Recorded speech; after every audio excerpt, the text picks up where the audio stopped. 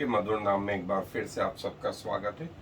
और हम पवित्र आत्मा के विभिन्न पहलुओं पर जो है अपना अध्ययन कर रहे हैं।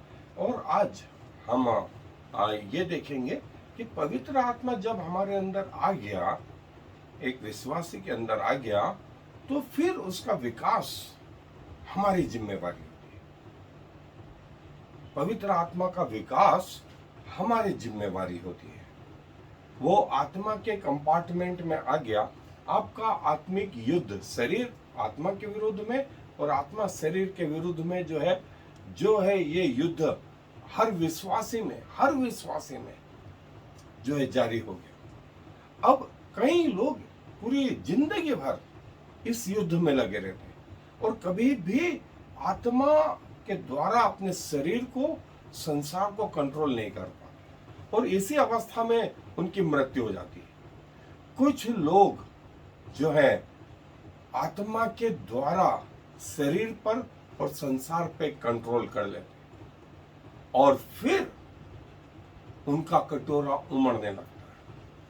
फिर वे जो है आत्मा जीतने वाले हो सकते हैं। मैं अक्सर इसको ऐसा कहता हूं कि परमेश्वर के स्कूल में जो अभी अभी भर्ती हुए हैं वे केजी क्लास में हैं। फिर कुछ परीक्षाएं देंगे, फिर उससे ऊंची क्लास में जाएंगे। फिर कुछ जो है जिनका स्तर थोड़ा सा और ऊंचा होगा, वे जो है बच्चों के क्लास में 7वीं 8वीं क्लास में जाएंगे। फिर जवान लोग जो है कॉलेज में जाएंगे और कॉलेज जाकर के वे जो है फिर कॉलेज में प्रोफेसर हो जाएंगे, पिता हो जाएंगे, बहुत सारे बच्चों को पढ़ाएंगे। परमेश्वर के स्कूल में सबके अलग अलग स्तर हैं और स्वर्गीय जीवन में भी जो है प्रभु यीशु मसीह ने कहा कोई छोटा कोई बड़ा, लेकिन सब स्वर्गीय जीवन में रहेंगे। ये एक रहस्य है कि आत्मा का विकास हम कैसे करें और बाइबल इस बारे में क्या बताती है। मैं उसके एक हिस्से को पढ़ रहा हूं, रोमियो की पत्री उसका 8वां अध्याय और 1 आयत से आगे तक मैं पढ़ रहा हूं। रोमियो की पत्री उसका 8वां अध्याय और यहां ये लिखा है, अब जो मसीह यीशु में है उन पर दंड की आज्ञा नहीं, क्योंकि वे शरीर के अनुसार नहीं वरन आत्मा के अनुसार चलते हैं। क्योंकि जीवन की आत्मा की व्यवस्था ने मसीह यीशु में मुझे पाप की और मृत्यु की व्यवस्था से स्वतंत्र कर दिया। क्योंकि जो काम व्यवस्था शरीर के कारण दुर्बल होकर न कर सकी, उसको परमेश्वर ने किया, अर्थात अपने ही पुत्र को पापमय शरीर की समानता में और पाप के बलिदान होने के लिए भेजकर शरीर में पाप पर दंड की आज्ञा दी। इसलिए कि व्यवस्था की विधि हम में जो शरीर के अनुसार नहीं वरन आत्मा के अनुसार चलते हैं पूरी की जाए। क्योंकि शारीरिक व्यक्ति शरीर की बातों पर मन लगाते हैं, परंतु आध्यात्मिक आत्मा की बातों पर मन लगाते हैं। शरीर पर मन लगाना तो मृत्यु है, परंतु आत्मा पर मन लगाना जीवन और शांति है। क्योंकि शरीर पर मन लगाना तो परमेश्वर से बैर रखना है, क्योंकि ना तो परमेश्वर की व्यवस्था के अधीन है और ना हो सकता है। और जो शारीरिक दशा में है वे परमेश्वर को प्रसन्न नहीं कर सकते। परंतु जबकि परमेश्वर का आत्मा तुम में बसता है तो तुम शारीरिक दशा में नहीं परंतु आत्मिक दशा में हो। यदि किसी में मसीह का आत्मा नहीं तो वह उसका जन्म भी नहीं। और यदि तुम में मसीह है तो देह पाप के कारण मरी हुई है, परंतु आत्मा धर्म के कारण जीवित है। और उसी का आत्मा जिसने यीशु को मरे हुओं में से जिलाया तुम में बसा हुआ है। जिसने मसीह को मरे हुओं में से जिलाया तो वह तुम्हारी मरणहार देहों को भी अपनी आत्मा के द्वारा जो तुम में बसा हुआ है जिलाएगा। मसीह यीशु में जिसके पास आत्मा नहीं वो उसका जन्म भी नहीं। अब जब आत्मा है तो आत्मा के विकास को आगे बढ़ाना ये किसकी जिम्मेवारी है? हमारी है। हमारी, जैसा मैंने बताया, परमेश्वर के स्कूल में अलग अलग क्लास में लोग हैं, लेकिन वे हैं उसी स्कूल में, उनका लेवल अलग अलग है, लेकिन हैं उसी स्कूल में। सो आए अपने इस अध्ययन को जारी। प्रभु यीशु मसीह में अब हम जो पहले खोए हुए थे संसार में, और जब प्रभु यीशु मसीह में आ गए तो हमारी अवस्था इस प्रकार की है, एक एक चढ़ाव करके हम पवित्र आत्मा के विकास को जो है करते जाए। मैं अक्सर एक कहावत बोलता रहता हूं, salvation is free but for Christianity you have to pay price. उद्धार मुफ्त में है, लेकिन मसीहत की कीमतें अदा करनी पड़ेंगी। और आपने शुरुआत यहां से करी, और यहां तक जाने के लिए मान लीजिए आप 20 साल की उम्र में प्रभु को ग्रहण करते हैं और आपकी उम्र प्रभु के द्वारा 70 साल की है, तो 50 साल कैसे करेंगे? यह एक ट्रेन जो है दिल्ली से छूट करके बॉम्बे के लिए निकल पड़ी है, आपने टिकट बराबर लिया, आप बॉम्बे जा रहे हैं, लेकिन यदि आप जो है बड़ौदा में आके रुक गए तो क्या आपकी जर्नी पूरी हो गई? टिकट है आपके पास में, लेकिन आपकी यात्रा आधे रास्ते में ही जो है समाप्त हो गई, आप उस स्थिति तक पहुंच ही नहीं पाए। बिल्कुल ऐसा है, मसीह जीवन ऐसा है। शुरुआत छोटी क्लास से, पहली क्लास से, किंडरगार्टन से शुरू हुई, लेकिन एक दिन कॉलेज में पिता के रूप में, और ये आपको स्वर्गीय जीवन तक लेकर जाएगा। और ये एक प्रोसेस है, एक चलने वाला व्हील है जो हमेशा आगे गतिमान रहता है। और आपके जीवन में मसीह जीवन में भी आपका जो मसीह जीवन है एक चक्के के तरह है जो धीरे धीरे धीरे आगे बढ़ता रहता है। यदि वो एक जगह रुक गया तो बिल्कुल वो पानी की तरह कुछ समय बाद बसाने लगे। यदि आपने उस लोहे को काम में नहीं लिया तो एक दिन वो जंग खा जाएगा। वैसे ही जो है आपके टैलेंट को आपने उपयोग में नहीं लाया तो एक दिन जंग खा जाएंगे, एक दिन जंग खा जाएंगे। और यही स्पिरिचुअल ग्रोथ है, यही स्पिरिचुअल ग्रोथ है। धीरे धीरे करके जो है आप परिपक्वता की ओर बढ़ते जाए, फुलफिलमेंट की ओर बढ़ते जाए। और जो 3 शत्रु आपके रहते हैं, मैं 3 सब बोलता रहता हूं हमेशा। पहला शत्रु आपकी आत्मा के विरोध में आपका शरीर रहता है, दूसरा शत्रु ये संसार रहता है, और तीसरा शत्रु शैतान और उसके दूत रहते। सो आप जो है कैसे बढ़े उस मसीह जीवन में, कैसे आप उसको खाद्य पानी जो दें वो आगे बढ़ता जाए, वो आगे बढ़ता जाए, और एक दिन आप पिता के लेवल पर आ जाए और स्पिरिचुअल मैच्योरिटी आपके अंदर आ जाए। एक दिन जो आपने शुरुआत करी थी आत्मिक जीवन में वो छोटे से बच्चे के रूप में थी, लेकिन धीरे धीरे करके जो है आपका विकास होता जाए।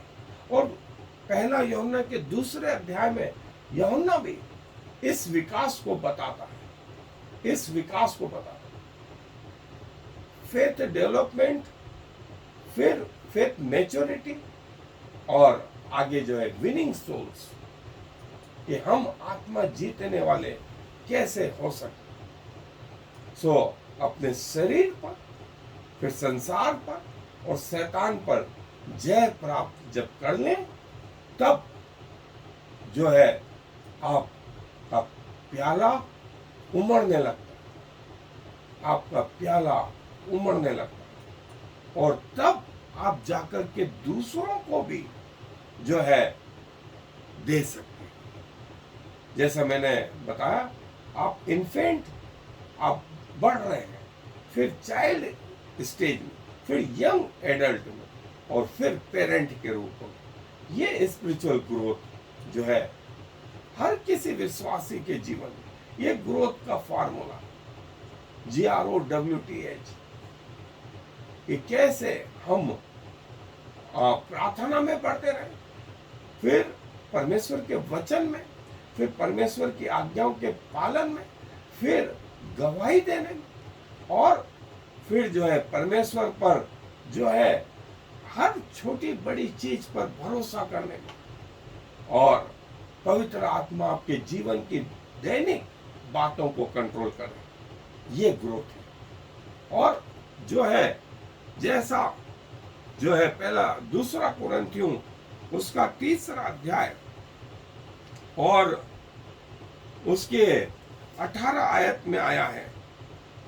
दूसरा कुरिन्थियों उसका 3रा अध्याय पद 18 में लिखा है, परंतु जब हम सबके उघाड़े चेहरे प्रभु का प्रताप इस प्रकार प्रकट होता है, जिस प्रकार दर्पण में, तो जो प्रभु के द्वारा जो आत्मा है, हम उसी तेजस्वी रूप में अंश अंश करके बदलते जाते। ये जो प्रोसेस है ये धीरे धीरे जारी होती है, ये धीरे धीरे होती है, ये एक दिन में नहीं होता, ये फूल एक दिन में नहीं आ जाता।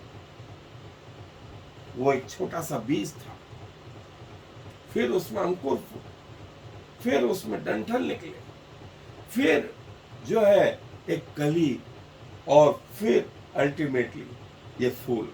सो इस स्टेज तक आते आते जो है यही चीज प्रभु ने मूसा को भी सिखाई।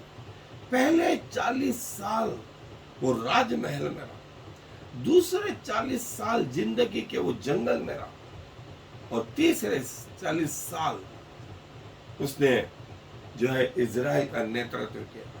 पौलुस गमलीएल के चरणों में रहा, फिर वो जंगल में करीब 14 साल रहा, और 14 साल के बाद फिर 3 साल वो अरब को चला गया, और फिर वो यरूशलेम में प्रेरितों से मिलने आया, और उसके बाद जो कार्य करा वो हम सबको मालूम, हम सबको मालूम।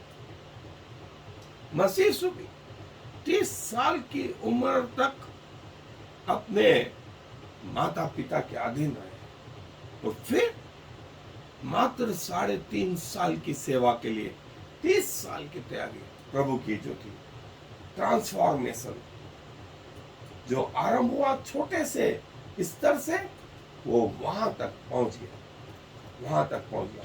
और प्रभु हमसे यही चाहता कि हमारा जो मैच्योरिटी है, मसीह में परिपक्वता है, वो एक दिन में नहीं, एक वर्ष में भी नहीं, धीरे धीरे करके आती जाती है, धीरे धीरे करके आती। लेकिन ये एक प्रोसेस है, एक गतिमान प्रोसेस है, चलायमान प्रोसेस है। यदि वो एक जगह इकट्ठी हो गई तो फिर उससे जो है बदबू आने लगती, और कई फैक्टर हैं जो हमारे आत्मिक जीवन को प्रभावित करते हैं। हमें बाहरी आंगन से क्रॉस करके परम पवित्र स्थान में, इजराइलियों को, याजकों को भी यह आज्ञा थी, कुछ बाहरी आंगन में रहते थे, कुछ पवित्र स्थान में रहते थे, और कुछ महापवित्र स्थान में रहते थे। ये स्पिरिचुअल ग्रोथ थी उन याजकों की। पुराने नियम, नए नियम में भी बिल्कुल ऐसा ही है, बिल्कुल ऐसा ही है। कईयों का स्तर बाहरी रीति से है, और कईयों का स्तर जो है धीरे धीरे करके बढ़ता जाता। और गलातियों की पुस्तक के 2 अध्याय की 20वीं आयत में ऐसा लिखा हुआ है, मैं मसीह के साथ क्रूस पे चढ़ाया गया हूँ, अब मैं जीवित ना रहा, पर मसीह मुझ में जीवित है, और मैं शरीर में अब जो जीवित हूँ तो केवल उस विश्वास से जीवित हूँ जो परमेश्वर के पुत्र पर है, जिसने मुझसे प्रेम किया और मेरे लिए अपने आप को दे दिया। मैं शरीर की अभिलाषाओं को, पौलुस बोलता है, जो है उसको क्रूस पे चढ़ा चुका। मैं अपने शरीर को मारता कूटता और वश में रखता हूँ कि कहीं औरों को प्रचार करूं और खुद अयोग्य प्रमाणित नहीं हूं। और गलातियों की पत्री में कहता है, मैंने अपने शरीर को क्रूस पे चढ़ा दिया है। अब क्रूस पे चढ़ा हुआ व्यक्ति शरीर के बारे में क्या सोचता है? क्रूस पे चढ़ा हुआ व्यक्ति, अब उसको आप उसके घर के विषय में पूछो, उसके संसार के बारे में पूछो, उसके क्वालिफिकेशन के बारे में पूछो, उसके प्रॉपर्टी के बारे में पूछो, वो क्या कह सकता है? भाई मैं तो मरने जा रहा हूं, मैं क्या जवाब दूं इनका, और अब कैसे इनकी रखवाली करूं? ये तो अब परमेश्वर जानता है और पवित्र आत्मा जानता है, मैं कुछ नहीं कर सकता। बिल्कुल ऐसे ही जो है, जैसा पौलुस बोलता कि मैं अपने शरीर को क्रूस पे चढ़ा चुका हूं। अब आगे से मैं नहीं, वरन मसीह मुझ में जीवित है। मैंने अपनी अभिलाषाओं को सशरीर क्रूस पे चढ़ा दिया, और अब मैं नहीं रहा, वरन मसीह मुझ में जीवित है। मसीह मुझ में जीवित है। क्या ही सुंदर आयत है।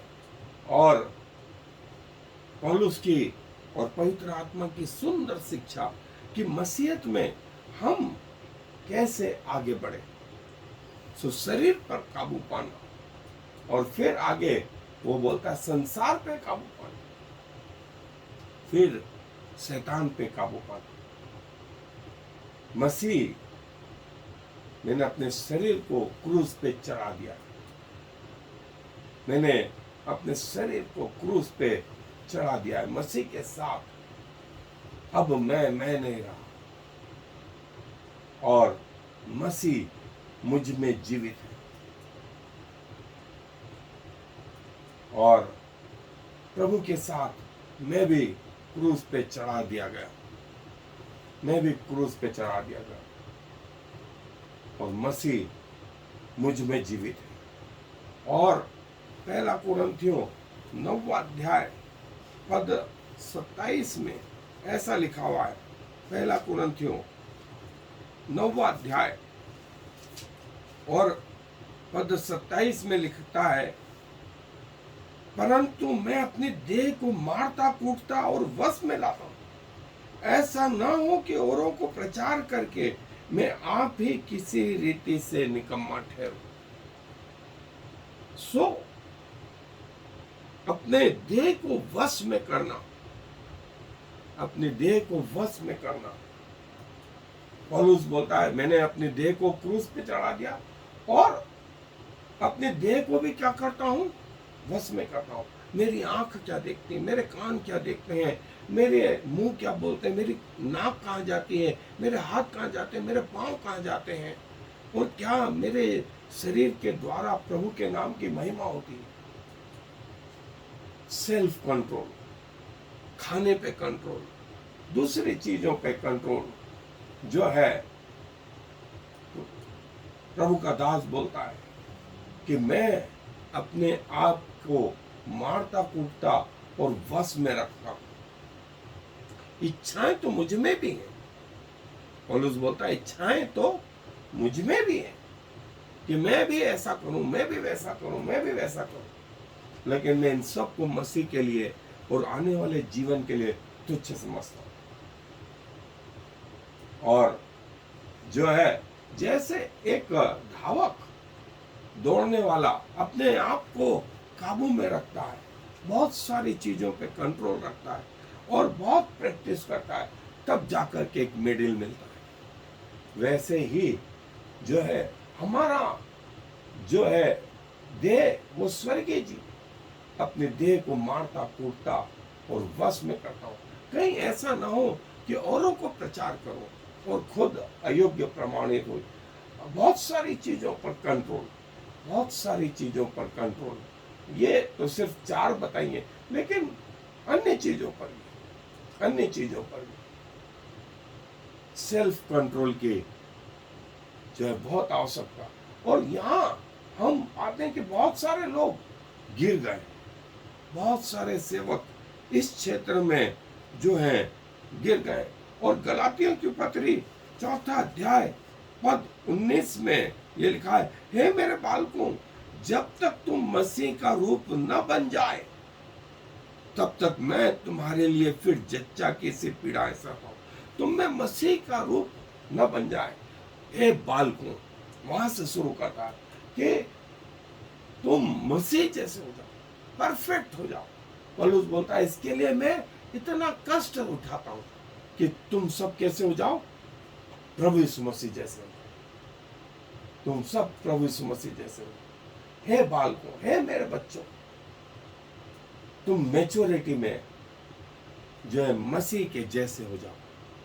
अपने शरीर पे कंट्रोल करके, अपने दूसरी चीजों पे कंट्रोल करके, और सेल्फ एग्जामिनेशन, हमेशा self discipline, prayer, worship, Bible study, evaluation of exercise, और जो है प्रभु जो है ये बोल, और फिर जो है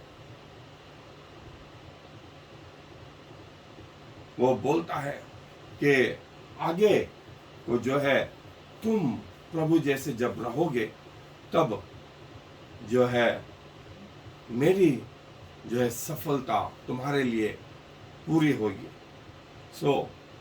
हम फिर से प्रभु को धन्यवाद देते हैं कि छोटा सा काम जो हमारे अंदर प्रभु ने आरंभ किया वो परिपूर्ण होता जाए। हमें अपने शरीर पर, संसार पर और शैतान पर कंट्रोल करते आना चाहिए। आज धन्यवाद देते हैं कि जब आप हमारे अंदर आ गए तो आप हमें मैच्योर बनाने में लगे रहते हैं, आप हमें परिपूर्ण बनाने में लगे रहते हैं, हाँ, आप हमें सिद्ध बनाने में लगे रहते हैं। और प्रभु, हमें किसी को इसका ज्ञान नहीं है किस स्तर तक हम जाएं। जो ज्ञान है वो सिर्फ आपकी आत्मा को है। सो प्रभु, हम उस आत्मा के अधीन होते हैं। हमारे जीवन का केंद्र बिंदु न सिर्फ आत्मा हो, परंतु जीवन के हर पहलू में आत्मा हमारे जीवन को संचालित करे। और प्रभु जो है, एक दिन जो हमने आरंभ किया है आप में, वो परिपूर्ण हो जाए, कि हमारे कटोरे उमड़ने वाले हो जाए। प्रभु, आप हमारे जीवन से महिमा पाए, क्योंकि सारा आदर आपको देते हुए इस विनती को प्रभु इस मसीह के नाम से मांग लेते हैं। आमीन और फिर